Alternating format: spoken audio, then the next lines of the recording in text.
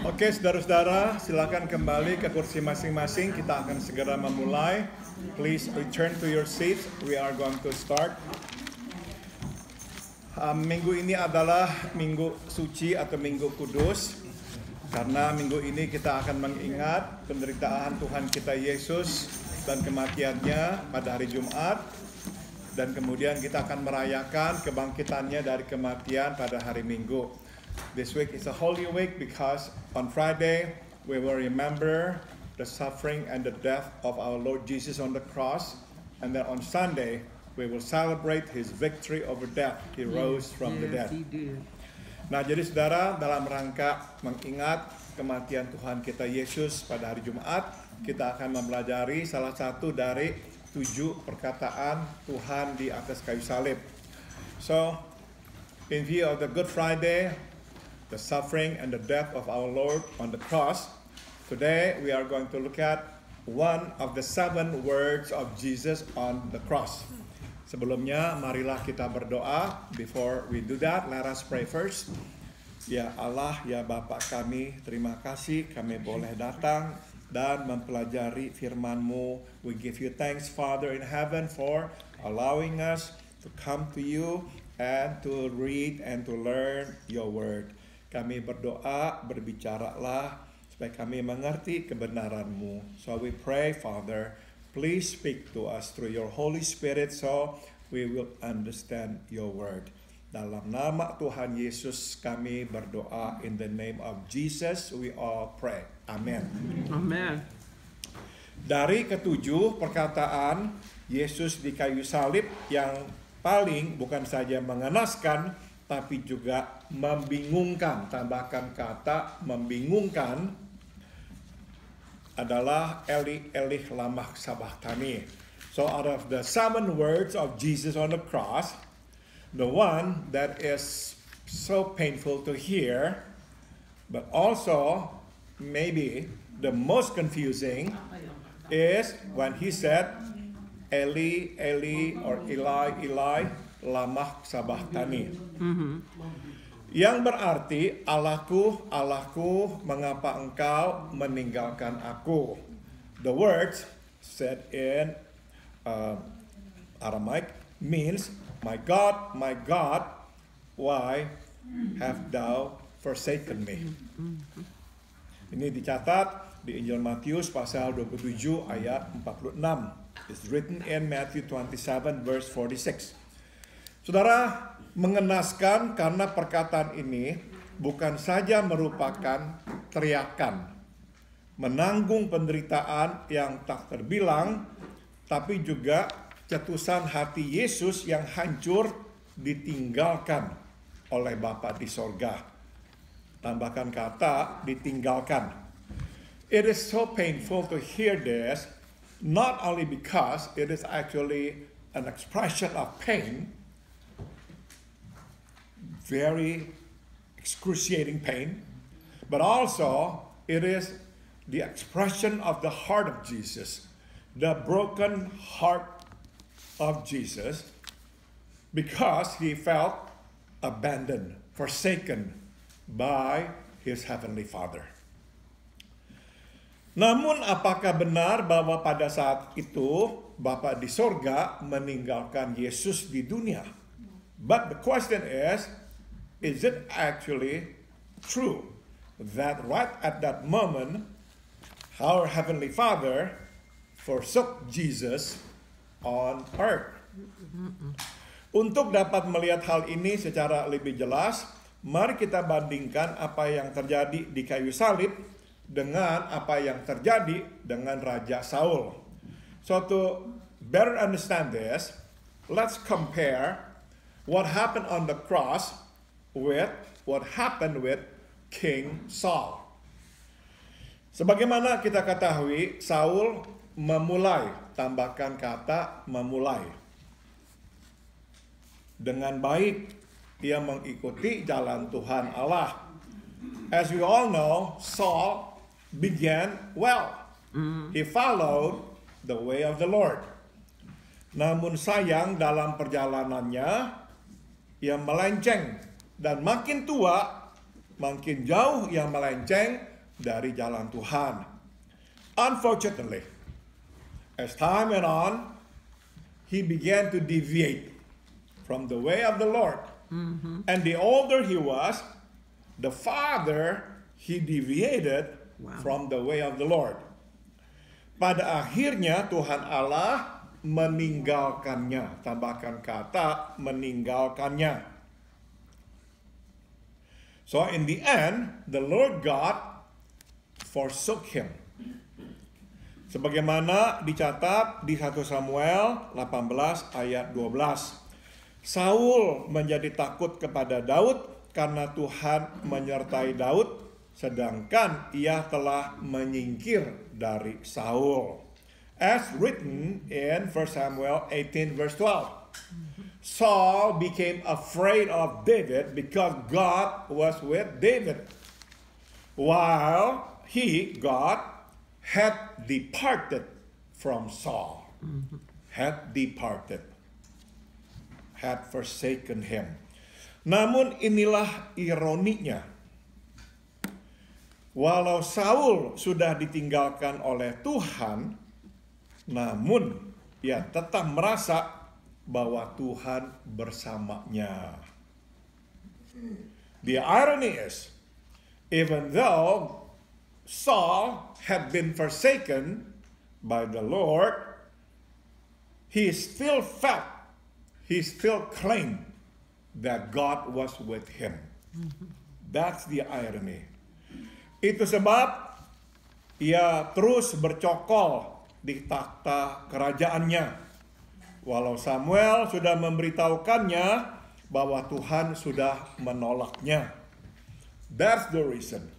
He clung to his throne, even though Samuel the prophet had already told him that the Lord God had rejected him. Sebagaimana dicatat di 1 Samuel 15 ayat 23. Karena engkau menolak firman Tuhan, ia pun menolakmu sebagai raja. Tambahkan kata menolakmu. As recorded in 1 Samuel 15 verse 23. Because you have rejected the word of the Lord, he has rejected you as king. Saudara, ada dua ayat yang bisa saya juga tambahkan untuk menekankan kenyataan bahwa Saul tetap merasa Tuhan bersamanya walau Tuhan sudah meninggalkannya. I'd like to ask you to read a couple of verses to show that even though the Lord God had departed from Saul, had forsaken him, but he continued to claim that God was with him. If you have your Bible with you, please turn to 1 Samuel chapter 23. Kalau ada Alkitab, kita buka 1 Samuel 23 ayat 7. 1 Samuel 23 verse 7 says, Kepada Saul diberitahukan bahwa Daud telah masuk ke Keila, lalu berkatalah Saul, Allah telah menyerahkan dia ke dalam tanganku. Sebab dengan masuk ke dalam kota yang berpintu dan berpalang, ia telah mengurung dirinya sendiri.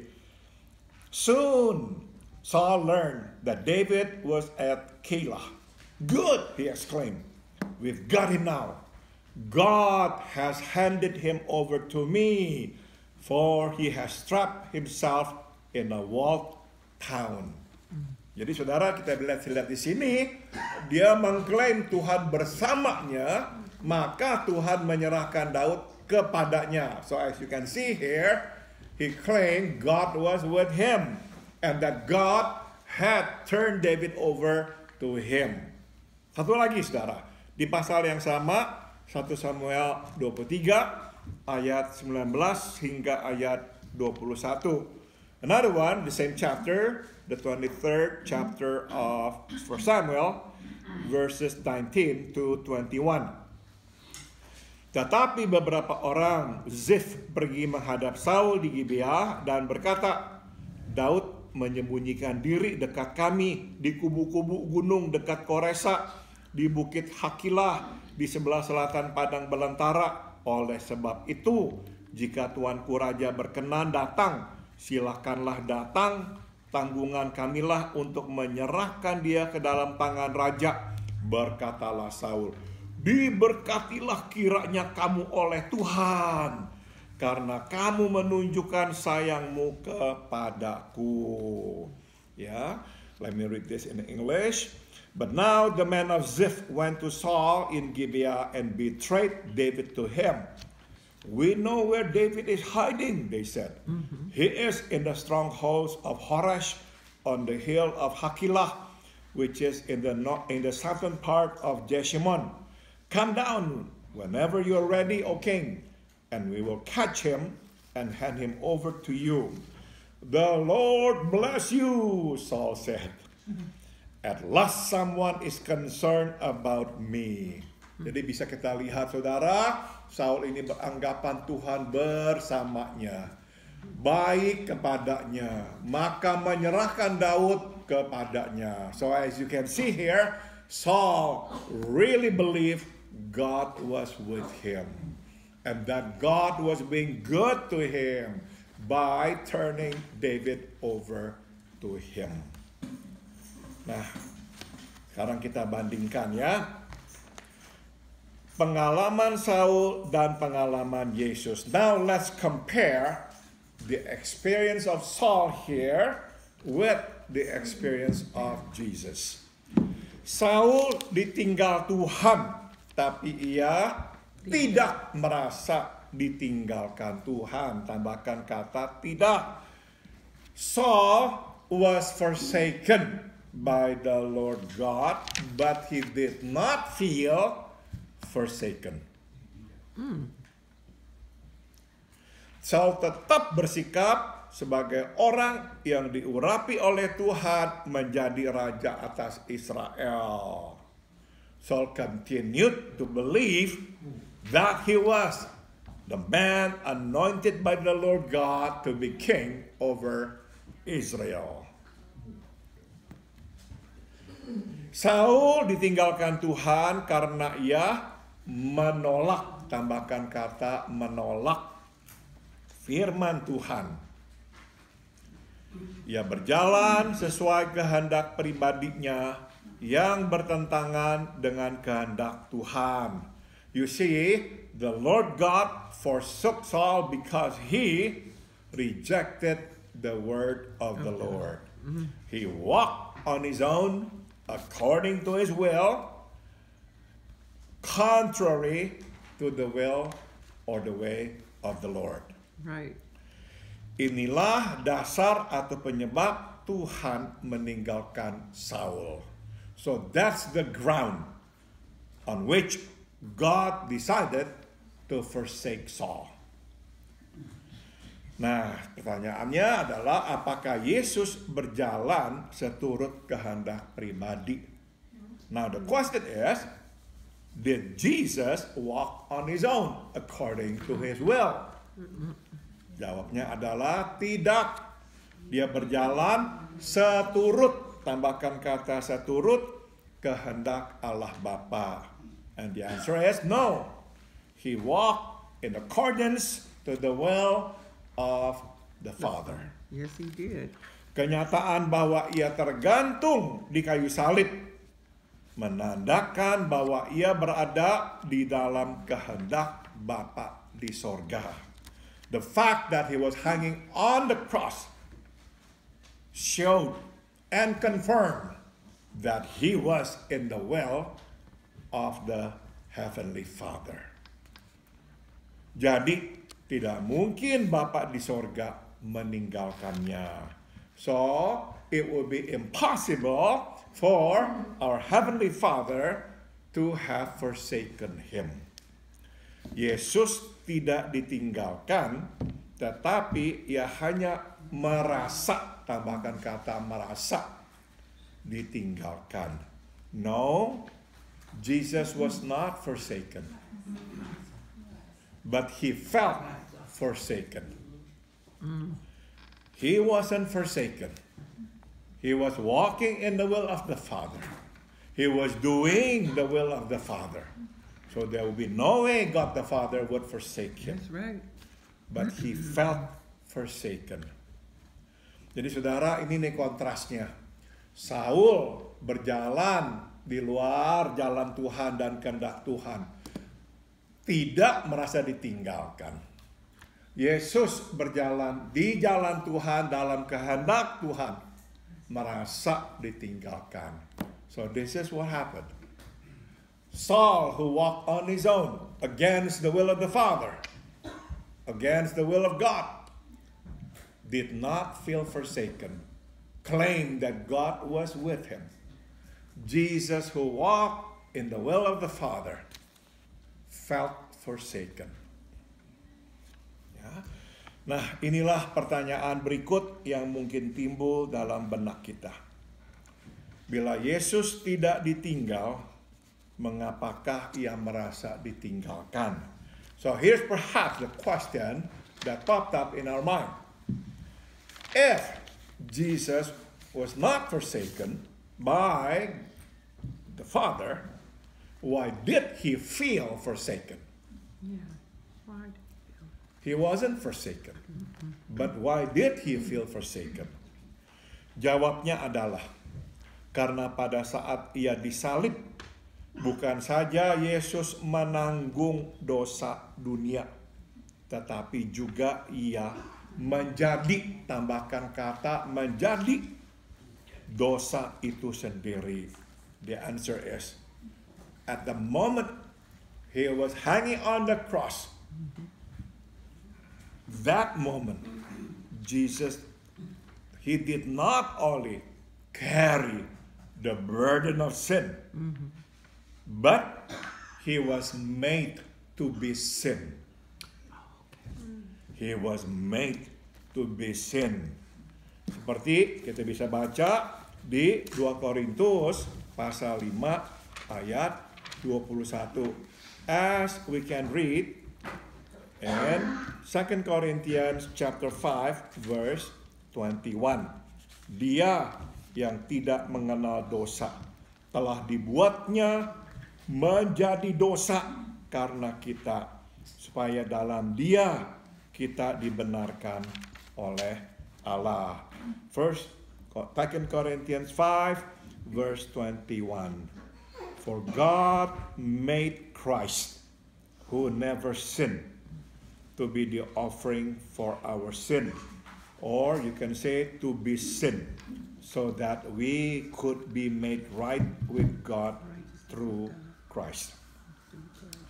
Saudara, satu hal, Yesus menanggung dosa manusia. Hal yang lain, dia dibuat menjadi dosa itu sendiri. It's one thing, ya. He carried the burden of sin on his shoulder. It's another thing, he was made to be sin itself. Oleh karena Allah kudus, Maka sewaktu Yesus menanggung dosa dunia dan menjadi dosa, Allah Bapa mesti memisahkan dirinya dari Yesus. Tambahkan kata memisahkan. Because God is holy. He is holy. Because God is holy. Therefore, when Jesus was carrying the sin of the world and became sin, God the Father must distance himself from Jesus. He must separate himself from Jesus because he could not be one with sin. Ain't that something? Only God the Son, who became the Son of Man, could be with sin. As a man, as a holy God, God cannot be one with sin. That's right. But as a man, carrying the burden of sin, he was made sin. Dengan kata lain, ia tidak meninggalkan. Ia hanya memisahkan dirinya dari Yesus yang dibuat berlumuran dosa. Simply put, no, he did not abandon Jesus. He just distanced himself. He just had to separate himself from Jesus, who was made to be sin. That's beautiful. Saudara, inilah bedanya antara Saul dan Yesus. So here we can see the difference between Saul and Jesus. God forsook Saul. He was there alone. No more God in him. But Saul claimed God was always with him. Jesus was never abandoned by God the Father. He was always there with him. But temporarily, while his son was hanging on the cross, he had to separate himself. He had to distance himself from Jesus, who was made to be sin. But that was enough for Jesus to cry out, Eli, Eli, lama sabachthani. So just like even when God the Father had to remove himself by an inch, was enough for God the Son to cry out, Eli, Eli, lama sabachthani. Jesus was deep. He was, ooh. So just like that, God the Father had to just move himself away just a little bit. A little bit. But God the Son cried out, why have you forsaken me? Saudara, inilah kesensitifan yang kita mesti miliki. This is the sensitive spirit that we must also have. Right. Jangan sampai kita seperti Saul, sudah ditinggal juga tetap aja tidak tahu diri, mengklaim Allah bersama kita. Don't be like Saul, who presumptuously claimed God was always with him, while in fact God had already forsaken him. May we have the spirit of Jesus. So when God had to distance himself just a little bit from us, we know it right away. We feel it already. We feel it, and then we just have to cry out, no, Lord, do not even step away from me for a moment. Do not. That's right. Justru karena Yesus berjalan akrab dengan Bapa di sorga, ia segera tahu sewaktu Bapa memisahkan diri. Because Jesus walked so intimately with God the Father, he right away knew when God the Father distanced himself, had to separate himself. Sebaliknya, karena Saul berjalan jauh dari Tuhan, dia tidak tahu. Tambahkan kata tahu. On the contrary, because Saul already walked so far away from God, he did not even know that God wasn't with him anymore. He didn't even know it. Ooh, He did not even know. Saudara, ini tragedi terbesar dalam hidup. Sewaktu Tuhan tidak bersama kita dan kita tidak tahu. Itu tragedi terbesar. So here is the greatest tragedy in life. We still think God is with us, while in fact, He is no longer with us. That is the greatest tragedy, because that is the most dangerous state of life. Not knowing that God is no longer with us. Still claiming God is with us. Oke, saya selesai. Ada yang mau tambahkan, ada yang mau tanya, silakan.